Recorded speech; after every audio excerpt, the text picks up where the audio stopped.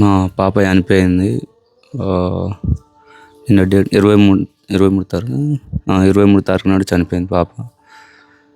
Serious ఉందని నేను foreign నుంచి వెళ్ళి ఇండియాకి వచ్చిన వాళ్ళే హాస్పిటల్కి వచ్చిన డైరెక్ట్.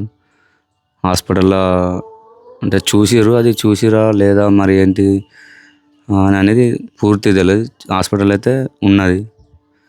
ఇక అక్కడనే చనిపోయింది హాస్పిటల్ లోపలనే. తర్వాత తీసుకొని ఇంటికి వచ్చేసినాం. కరీంనగర్ ప్రతిమ హాస్పిటల్. జ్వరం వచ్చింది ఆమెకు. జ్వరం వచ్చింది అనేది తెలుసు. నా పేరు ధనుల కావేరి. నాకు 2 పిల్లలు. అయితే పాపకి శుక్రవారం ప్రొద్దున కొంచెం జ్వరంతోనే లేచింది. అయితే పాప ఉండి స్కూల్కి పోక ఇంటికాడనే ఉండు అంటే నేను పోతే స్కూల్కి, మా స్కూల్లో అది సెలబ్రేషన్ ఉంది అనుకుంటాను అన్నది. అన్నాక పోయింది. స్కూల్కి పంపించిన. స్కూల్కి మేడం లంచ్ బెల్ అయినాక ఫోన్ చేసి మీ పాపకి ఇట్లా జ్వరం వచ్చింది అని చెప్పింది ఫోన్ చేసి. ఒక 10 నిమిషాలు ఆగండి, ఇంటికాడ ఎవ్వరు లేరు, వచ్చేస్తానని చెప్పిన. మొన్న నైట్ చనిపోయింది 11కి. మా ఇంటి పక్క పంటి బాబున్న మా పాప ఇద్దరు ఒకటే క్లాస్, ఒకటే స్కూలు, ఇద్దరు ఫ్రెండ్స్.